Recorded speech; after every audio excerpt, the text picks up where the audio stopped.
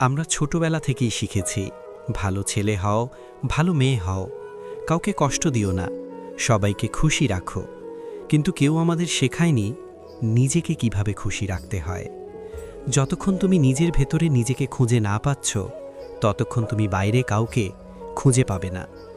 আলোর মাঝে থাকলে তাকে খুঁজে বের করা সহজ, কিন্তু তুমি নিজেই আলো হয়ে ওঠো, তাহলে যেখানে যাবে সেখানে আলো ছড়াবে।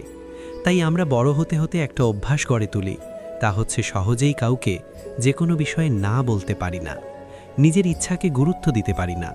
সবাইকে খুশি রাখতে রাখতে নিজের ভেতরের মানুষটাকে চুট করিয়ে দিই। আজকের এই ভিডিওটির মাধ্যমে আপনাকে জানাতে চাই, আসলে মানুষের মধ্যে কি এমন জিনিস আছে যে কারণে অন্যকে খুশি রাখতে গিয়ে নিজেকে ভুলে যায়, আর কেনই বা নিজের কষ্টটা অনুভূত হয় না। তুমি যদি মাছকে গাছে ওঠার প্রতিযোগিতায় ফেলো, সে কিন্তু সারা জীবন নিজেকে অপদার্থই ভাববে। ঠিক তেমনি তুমি যদি অসম্ভব প্রতিযোগিতায় নিজেকে বারবার ঠেলে দাও, তাহলে কোনোদিনই নিজেকে সফলতার দ্বারপ্রান্তে পৌঁছতে পারবে না। সাফল্যের মূল মন্ত্র হলো, যা আমরা ভয় পাই তার উপর নয়, বরং আমরা যা চাই তার উপর আমাদের চেতন মনকে কেন্দ্রীভূত করা। তুমি কি জানো, যে মানুষ সবসময় সবার জন্য থাকে, একদিন সেই সবচেয়ে একা হয়ে যায়। একটা কথা সবসময় মাথায় রাখবে, আত্মত্যাগ সুন্দর, কিন্তু যখন সেই আত্মত্যাগ তোমার আত্মসম্মান কেড়ে নেয়, তখন সেটা ভালোবাসা নয়, সেটা আত্মবিনাশ হয়ে ওঠে। তুমি যদি সবসময় নিজেকে সবার উপকারের জন্য সিলেক্ট করো, তাহলে একদিন দেখবে তোমার জন্য আর কোনো সহযোগী থাকবে না। মানুষ তোমাকে যতটা সম্মান দেবে, তুমি নিজেকে তার চেয়ে কম দিলে দুনিয়া তোমাকে কখনো বেশি দেবে না। কারণ আমরা ভয় পাই, না বললে মানুষ ছেড়ে যাবে, নিজের কথা বললে তারা ভুল বুঝবে, নিজেকে প্রাধান্য দিলে আমরা স্বার্থপর হয়ে যাব। এগুলো হচ্ছে আমাদের নৈতিকতা। কিন্তু শোনো, নিজেকে ভালোবাসা স্বার্থপরতা নয়, নিজেকে রক্ষা করা অপরাধ নয়, নিজের শান্তি বেছে নেওয়া কোনো পাপ নয়। তুমি যদি নিজেকে ভেঙে দাও, নিজের সাথে সবসময় যুদ্ধ করো, তাহলে কারোর জন্যই পুরোটা দিতে পারবে না।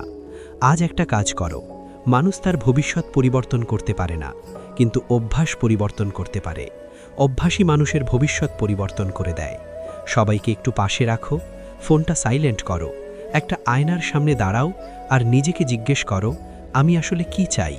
আমি কি সত্যিই সুখী? আমি কি নিজের প্রতি ন্যায় বিচার করছি? যদি উত্তর না পাও, তাহলে বুঝবে তুমি অনেক দিন ধরে নিজের সাথে কোনো প্রকার পরামর্শ করনি। আজ থেকে ছোট্ট একটা পরিবর্তন আনো। সবাইকে খুশি করার আগে নিজেকে জিজ্ঞেস করো, এতে আমি ভেঙে যাচ্ছি না তো? একটা কথা স্পষ্ট মনে রাখবে, সৎ ভালো মানুষেরা পৃথিবীতে বিরল, তাই তাদের খোঁজ পেলে সম্ভব হলে জীবনের যাত্রাপথের সঙ্গী করে নিন। প্রতিদিন অন্তত 30 মিনিট নিজের জন্য রাখুন, নিজের স্বপ্নের জন্য একটা ছোট্ট পদক্ষেপ নিন। প্রয়োজন হলে না বলুন। মনে রেখো, যে মানুষ নিজেকে সম্মান করতে শেখে, দুনিয়া তাকে অবহেলা করতে পারে না। তুমি সবার জন্য এত কিছু করেছ, এবার নিজের জন্য করো। কারণ একদিন যখন তুমি একা থাকবে, তখন তোমার পাশে থাকবে শুধু তুমি। আর যদি তুমি তখনও নিজের পাশে না থাকো, তাহলে পৃথিবীর সব ভালোবাসা মিলে গিয়েও তোমার শূন্যতা পূরণ করতে পারবে না। আজ থেকেই শুরু করো, নিজের জন্য বাঁচা মানে কাউকে ছেড়ে দেওয়া নয়, নিজেকে হারিয়ে না ফেলা।